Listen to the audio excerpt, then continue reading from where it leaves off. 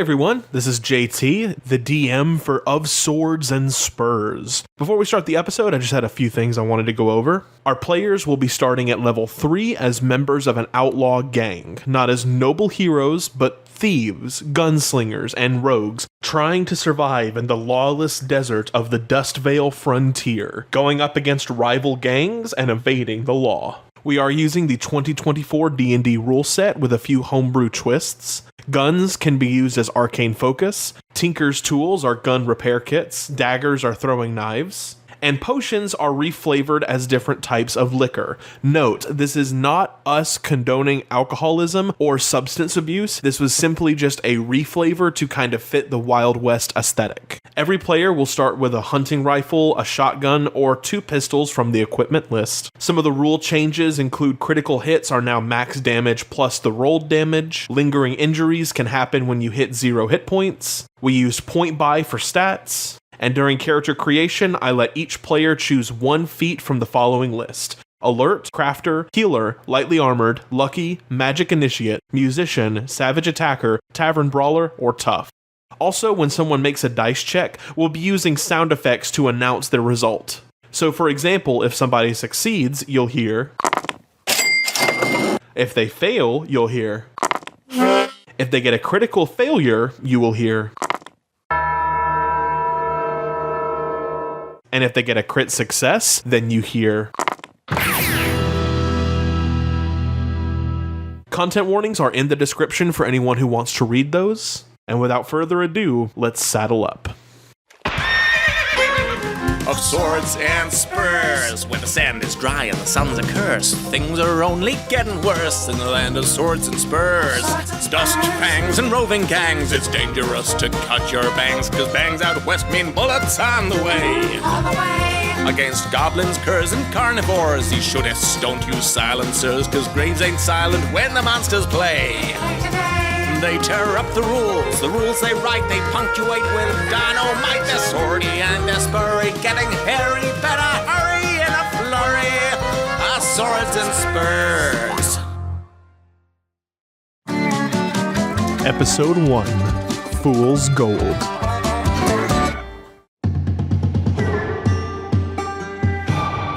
It was supposed to be a simple job. Hop on board, take out the muscle, grab the gold, then bounce. That's how it was supposed to be. Now there's blood everywhere. It's in your hair. It's in your clothes. It's in your eyes. Josh, I want you to describe your character to us and give us their name as they are covered in blood, holding a smoking gun. Finrin Shortfoot, level 3 halfling divination wizard. I am a halfling with a Dog Holiday style mustache. My name is Finrin Shortfoot, also known by my enemies as the Three-Eyed Imp, but my friends call me Finn. But I do have a wolf hybrid mount/pet, but I don't know if he's here right now. Not presently.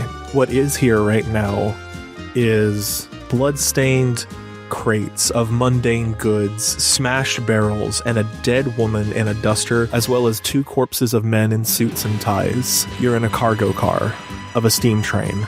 It's going at top speed. In front of you is a large rectangular wooden door pulled open, revealing an orange desert hue that rushes past in a dizzying blur. And standing right in front of that open door is a handsomely dressed fellow, matching the 2 corpses on the floor. He has massive wounds whose edges flicker with arcane light. The man stumbles back, drops his revolver, which he never got a chance to fire, and tumbles out of the car, vanishing into the desert dust. This was all not according to plan. Your leader, Eliza Kane, hot-headed as ever, received trusted info that led you to ambush a train out in open country carrying unmarked gold bars. You could expect light security. However, as soon as you planned your ambush spot and hopped on board the train, the whistle sounded. The doors opened. Instead of hired muscle, they are well-armed Aurum Dominion operatives. And now, your hot-headed leader, Eliza, is lying dead next to you, her head blown open by a rifle. Next to the train rides a herd of mounted cavalry, all with matching men wearing black suits, top and bowler hats, and finely groomed mustaches who ride at top speed, firing rifles and pistols atop their incredibly well-bred horses. And in front of the herd, riding next to the train, is a pair of horses with two very differently dressed individuals atop. Andrew, please describe your character and give us their name as they cling to their horse's saddle, riding at top speed to try and match the train and dodging bullets at the same time. Sebastian Blackwell, level 3 elf paladin of devotion. Sebastian Blackwell is a devious-looking elf paladin who has slick black hair and deep ruby red eyes. He is cool, calm, and collected, though it seems like the herd is gaining on him. He glances back every now and again, but he's not worried often. Nothing really does worry him. He likes to calculate the situations, assess the risks. He is in this nice, dark suit. He's prepared. Next to you, Sebastian, is almost like your polar opposite. Finnegan Graves, a half-orc with a buckskin vest, a button-up shirt, ripped jeans, and Coke bottle glasses, barely able to keep up with the speed of your warhorse. Finnegan goes, "Holy shit! We've been set up! These ain't no bruisers! That's the damn Aurum Dominion! We're fucked! We gotta get the hell out of Dodge and You don't hear the last part of that sentence. The sun goes dark. There are cyclonic gusts of wind that rush past you, and suddenly Finnegan is gone. Just his horse. Atop of you is a gray wyvern, ridden by a man in a gray top hat and a very nice fine suit with a golden stopwatch tucked into the pocket. And clutched in the claws of this wyvern is Finnegan, whose blood-curdling screams will stick with you for the rest of your life, as he and the wyvern disappear into the clouds. Your horse begins to panic, its eyes darting and beginning to resist your control. Looking into the car, you can see that along with a few corpses stands Finn. I'm going to jump on board. Okay, I will need you to make a dexterity saving throw for me. Oh no. All right. That is a bad portent to begin our story with, a natural 1. Finn, you watch as Sebastian kind of stands up in his horse's saddle, who's beginning to hyperventilate in panic and begins to wildly just sort of serpentine back and forth. Sebastian just carefully fixes himself on top and then leaps. And there's like a slow motion as he sort of soars through the air, and then his chest collides with the edge of the cargo car's floor. He begins to slide back and is just barely able to cling on to the rim of the floor of the boxcar, and beneath you, Sebastian, whirling by, are just dozens of railroad spikes in an imperceivable line of just blurry motion, your feet dangling precariously. And I lunge for him. Sebastian, as you try to not look down, as you're just barely hanging above this floor that's going fast enough to cut through rock, you suddenly feel a familiar hand grab your wrist and then yank you up onto the train. That sure is some moves you got right there, buddy. Yeah, didn't go as planned. I can see this also didn't go as planned. What did you do? What I do? I mean, what do you think she did, man? I mean, she just pulled her shit and just started shooting and stuff like that. I couldn't even think. I mean, like, this was not how it was supposed to go. Definitely does seem we were fooled into this task. Well, I don't know who her source was, but I guess it wasn't real trustworthy, because now she's sitting here with her head blowing off and we're here with our thumbs up our ass now. You can speak for yourself on that one, but we need to get out of here. Where are the others? We're going to transition to a different car on the train. This one is an empty freight car, maybe like a few open crates across the floor, along with a few corpses. Former members of your gang lie face down on the floor, several bullet holes riddling their body like Swiss cheese. One man in a patent coat gives orders to a select number of other men in a very obnoxious voice. All right, boys, this is the final bell. Phineas, secure the cargo. Harold, get to the roof, sweep the cars. James, guard the rear exit. No one gets off this train alive, you understand? And the three men follow without hesitation, disappearing to their assigned tasks. Now, he stops mid-sentence.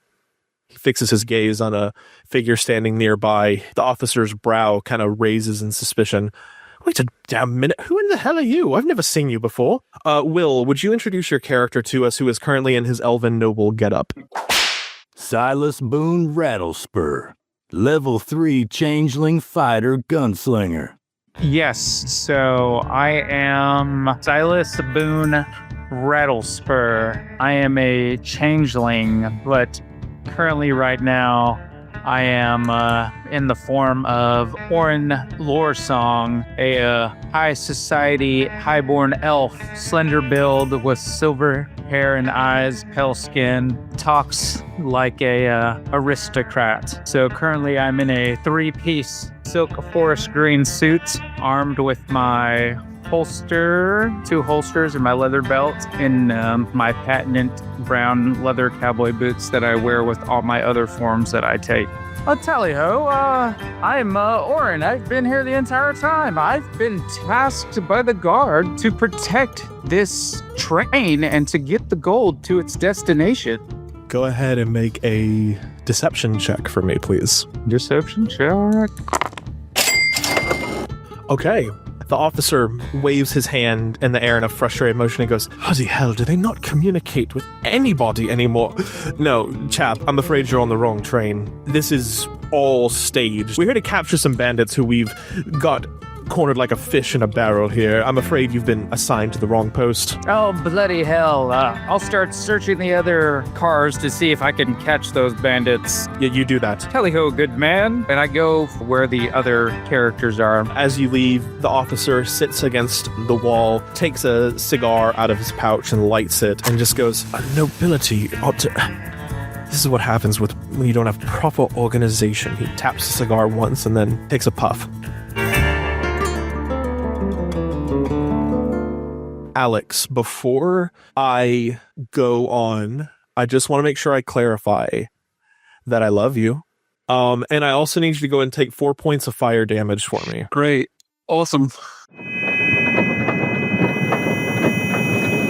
I want you to describe your character as he awakens with his back on the floor of a train car, his ears ringing, and his head fuzzy. Mr. Henderson, level 3 Human College of Creation Bard. Mr. Henderson's overweight, kind of dirty. Oh God, old prospector type. Face is painted white and blue to kind of make it look like a clown. His back is on the floor. His head is fuzzy and his ears are ringing. You were here alongside your friend, Meave Doyle, to supervise the gang's demolitionist, Red Huck Wainwright, who would be setting the charge to blow open the train's vault. While doing this, Meave confided in you, Mr. Henderson, a little anxiety about Red's bad track record with explosives, only heightened being, in closed quarters.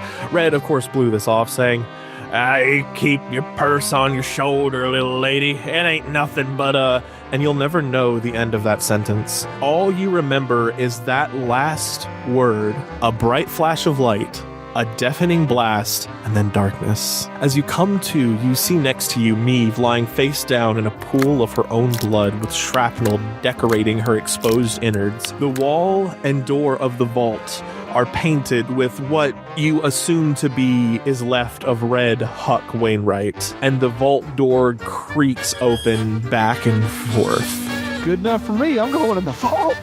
Push Meave to the side, and I act like nothing happened, and I walk straight through those doors. You go into the door, and you're in this large hallway, and lining the walls are empty shelves.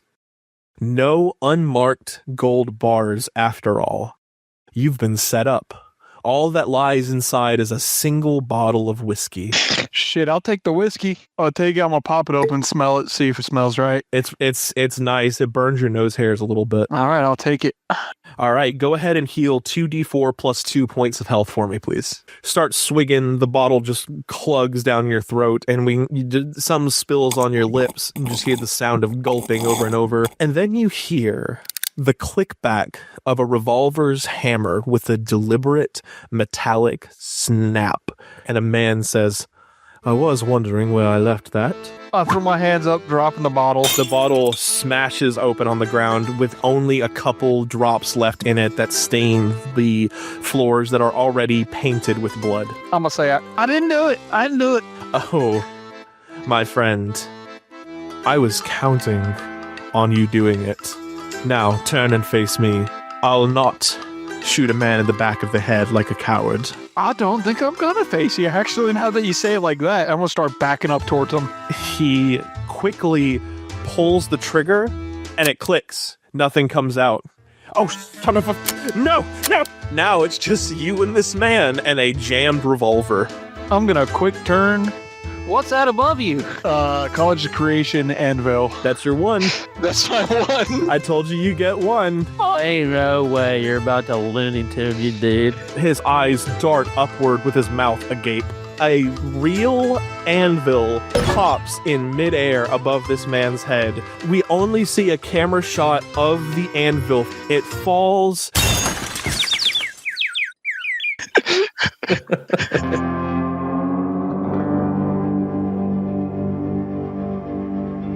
Inside one of the cargo cars are several crates and barrels full of grain or vegetables, and they're haphazardly placed. One lantern dangles precariously overhead, casting ominous shadows. One of two Dominion officers investigating speaks out. Come on, don't be ridiculous. We know you're here. Hiding will do you no favors. Whatever bounty brought you here isn't worth dying for. Step out. Maybe we can talk like civilized gentlemen. The other officer smirks and taps his revolver against one of the crates with a hollow thunk. I would like for Savannah to introduce herself, as she is hiding behind a barrel of grain with a small rat perched on her shoulder like a fierce gargoyle. Savannah Black, Level 3 Elf Ranger Beastmaster. So she's very short, very thin, so she fit in the crate pretty well. She has dark purplish gray skin with long pearl white hair pulled into a high, tight bun on top of her hair. And she said, well, you know about that, I'm actually not very civilized. And she pops up from behind the grain. The two men quickly jump and point both of their revolvers at you. I'm going to send my rat out. Describe to me the rat that runs up to the finely polished leather boots of one of the officers. Kind of dirty, but that's just because we've been around in this dusty train. Both of the men look down. There's a beat, and they go... And they both panic, flip around, bump into each other, both their guns go off, and they both drop dead in front of you. Jake runs back up to you and just kind of starts pawing at your pant leg. All right, I reach down and I scoop him up. Good boy. And I give him a little pat on top of his tiny little head. He squeaks contently. Both doors to the train car open. You quickly prepare yourself, getting ready to duck back down until in walk, from one side, three shadowy figures, from the right, one large and bulbous.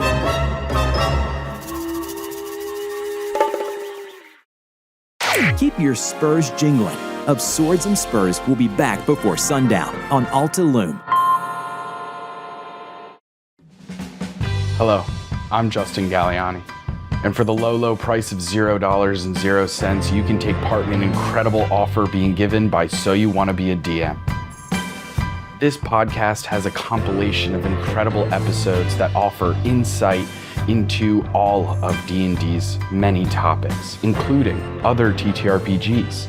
You can find such amazing hits, such as It's Combat, Combat 101, Fighting 'cause it's combat, and Druid 101, Monsters 101. We got monsters calling. non-player NPCs character, 101 NPC. And if you're looking for more, So You Want to Be a DM also has a Patreon, and you can find even more content there, available for free members and members who are participating in some of the tiers available. So, check that out. Hello, adventurers. It's me, the narrator, keeper of stories, teller of tales, and occasionally professional snack taste tester. Don't judge me. And you are invited to join my favorite bunch of chaotic heroes in the Untold Archives. They fight monsters, they explore ruins, they are obsessed with cuck chairs? Hey, nobody's perfect. It's live, it's loud, it's full of epic quests, ridiculous decisions, and more plot twists than I have tentacles. And trust me, that's a lot. So grab your dice, grab your snacks, and come hang out with us for the Untold Archives. The laughs are big, the adventures are bigger, and I promise you're gonna have a tentacle-slapping good time. Wink. I'll see you in the archives. Wah, wah, wah, wah, wah, wah, wah, wah.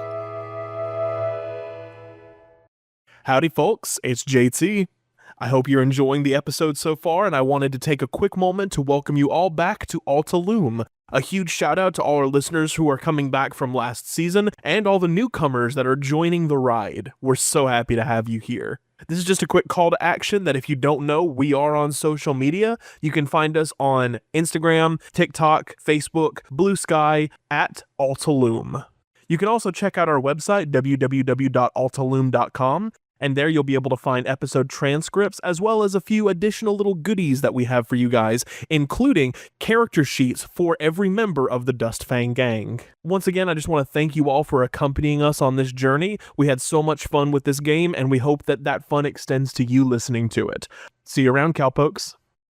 Howdy gang, it's Andrew who voices Sebastian Blackwell from Of Swords and Spurs. I know you're patiently waiting for our next episode, and in the meantime, I encourage you to check out Sky Bunny TTV, your favorite warlock main and full-time dice goblin.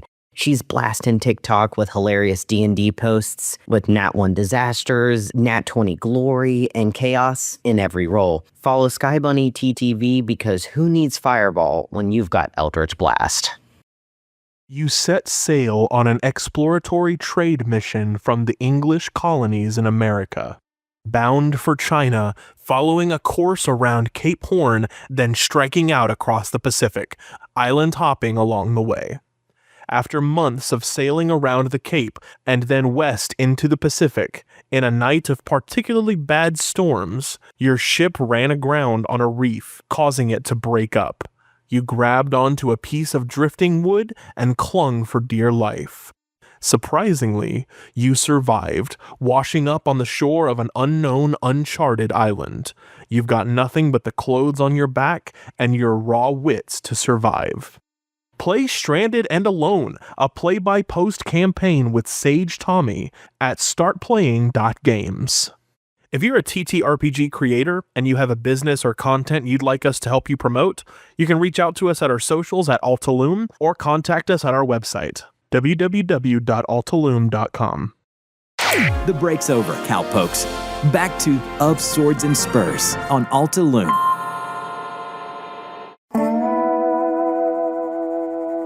Finn, Sebastian, Silas, and Mr. Henderson, you each all reconvene with Savannah inside this train car. Well, damn, what in the world happened here? They don't like rats. I don't know if you heard, but apparently there ain't no gold on here like we were told. Yeah, the gold room is empty.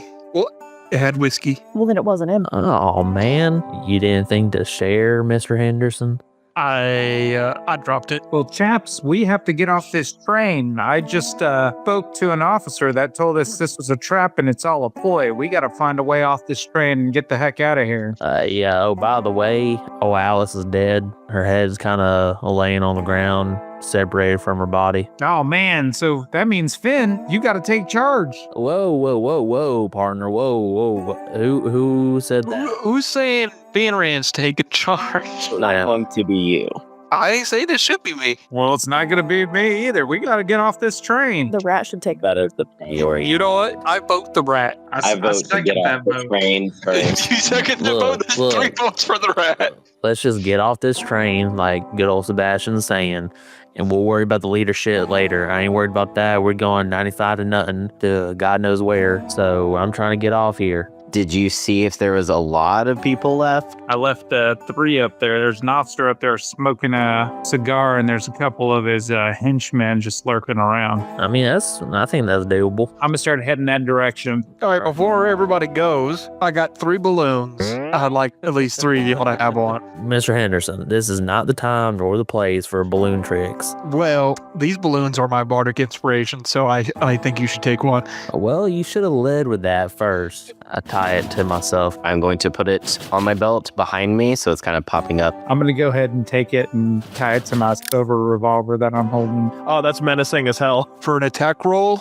if you use the inspiration, each creature of your choice within 5 feet must succeed a con save 13 or take thunder damage equal to the number rolled on the dice. Enjoy your balloons. They're red. Mr. Henderson, do you already have inspiration?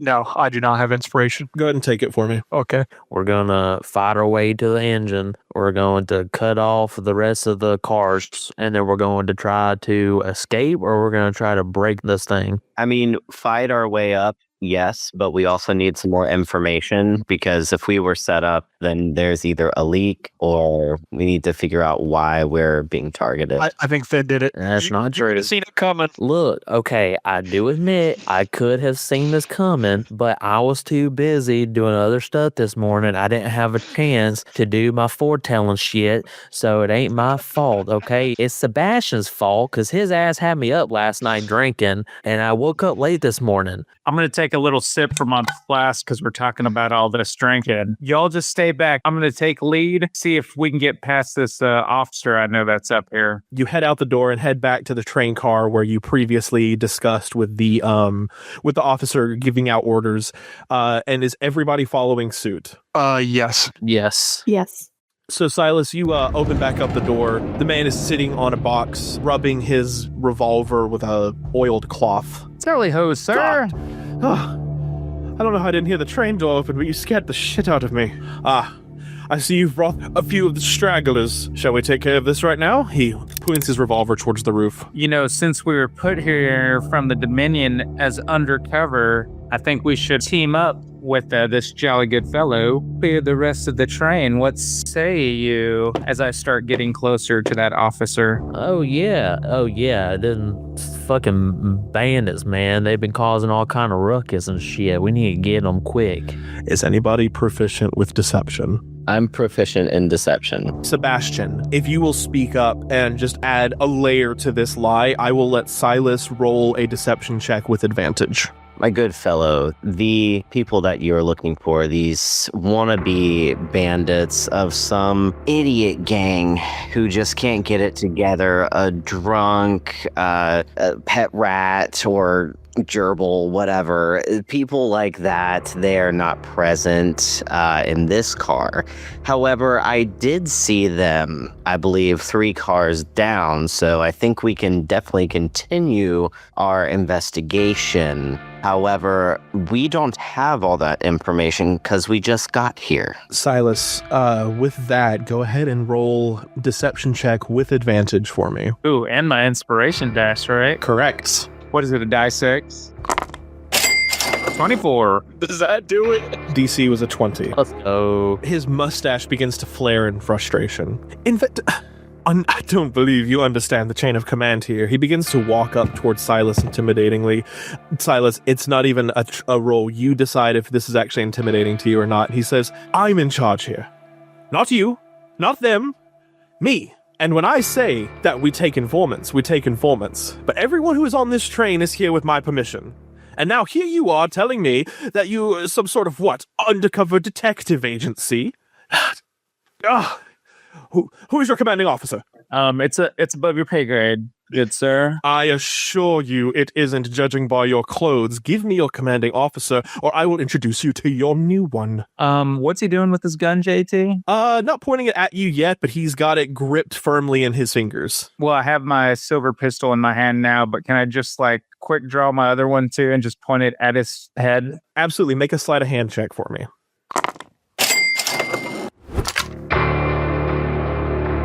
Your hands move almost imperceptibly, and he just hears the clicking of two hammers and suddenly notices that you've now got two guns pointed at his head. And he suddenly realizes that he is cornered and surrounded by unknown individuals aboard this train. Of bandits he was aware were very crafty. I'd like to cast a message to this guy. Okay, and what do you say? Did I leave the stove on? It's just gonna ring out in his head.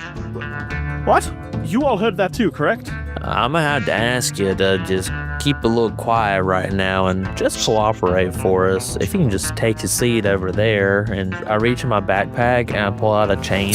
Let's tie you up real quick. Ain't nothing to it. I pocket his gun, by the way. Yeah, he dropped it to the ground. You take it up, stick it in your satchel.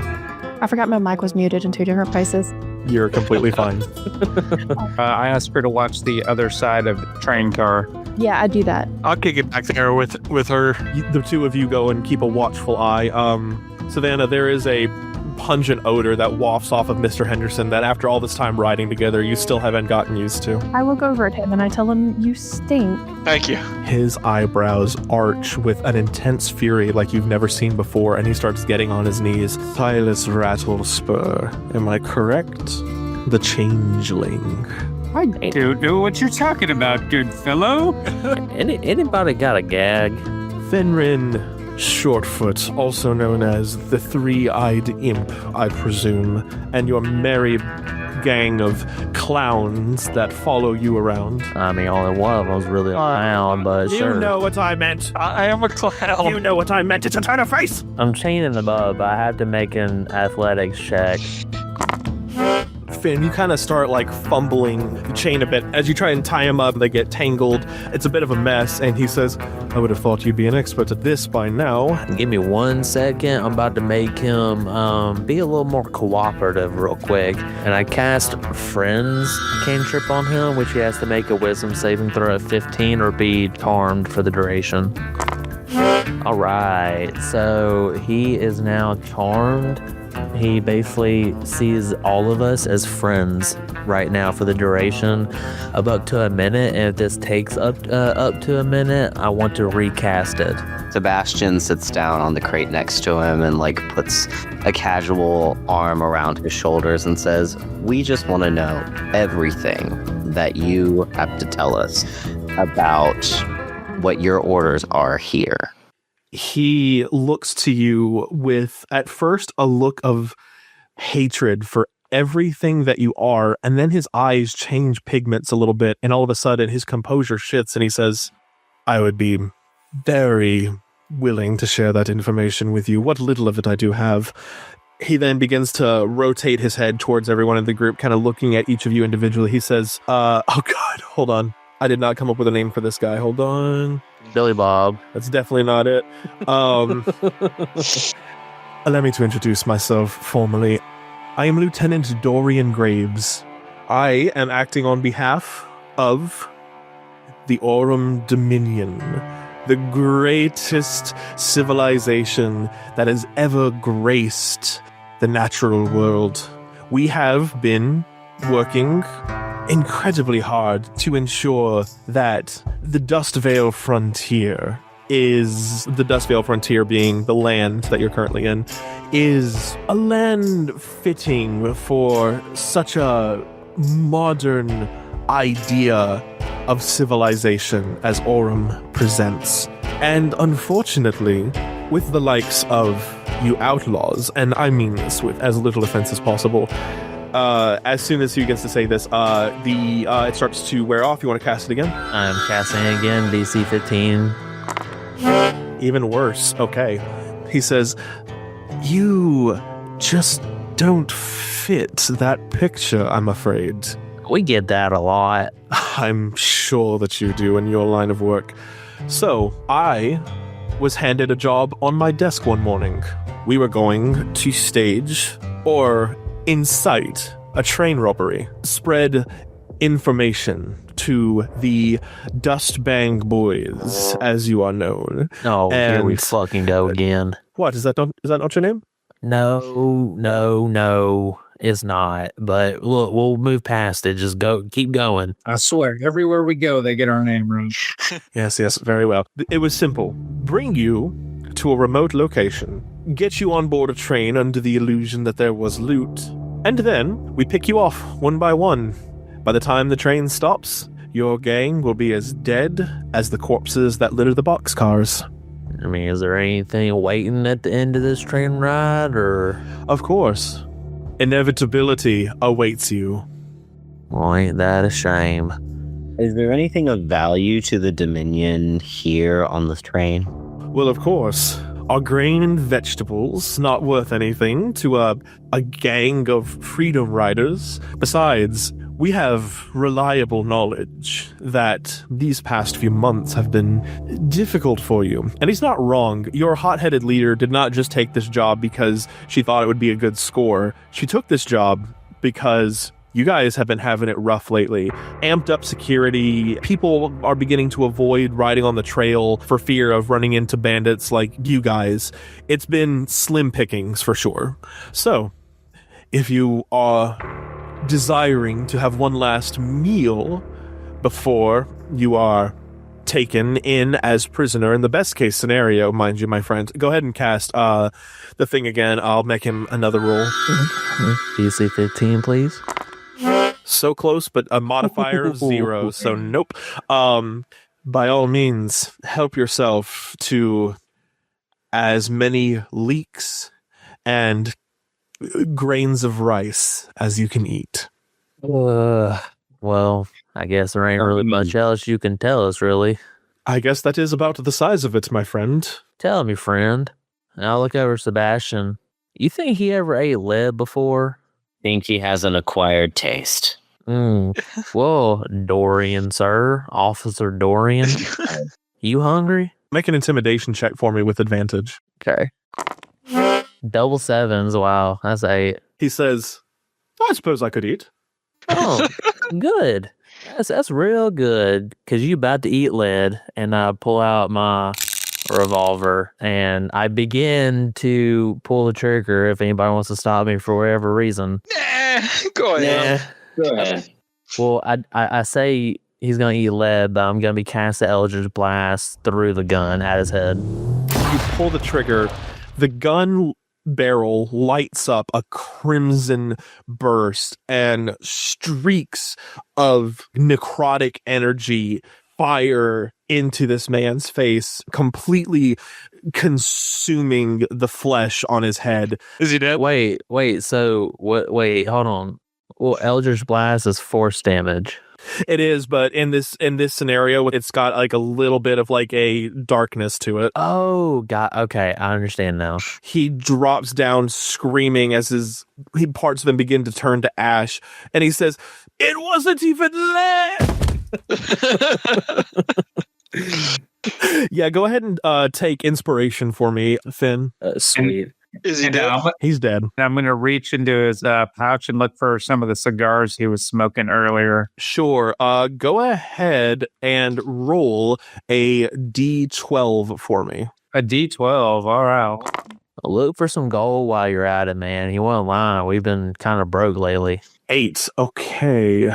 There are no cigars left, but you were able to find a single pocket watch, probably worth about 5 gold pieces, made of brass. I was looking for cigars, so I just throw the pocket watch down on the ground. The pocket watch makes a clunk against the side of the car. Hey, whoa, now. Girl, outside right here. Are you on it, Sebastian? I will take it and put it in my pocket I believe I'm probably the best person to hang on to it.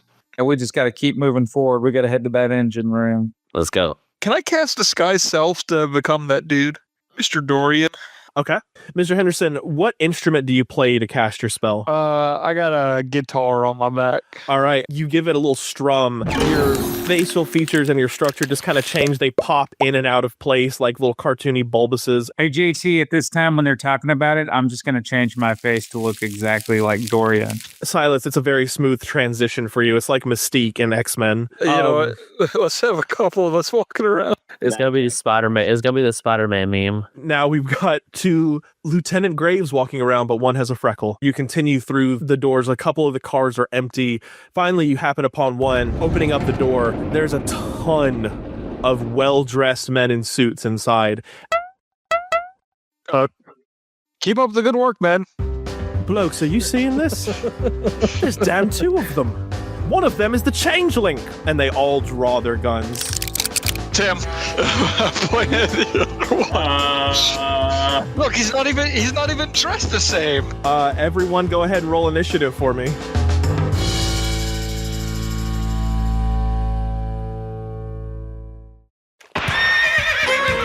Of Swords and Spurs.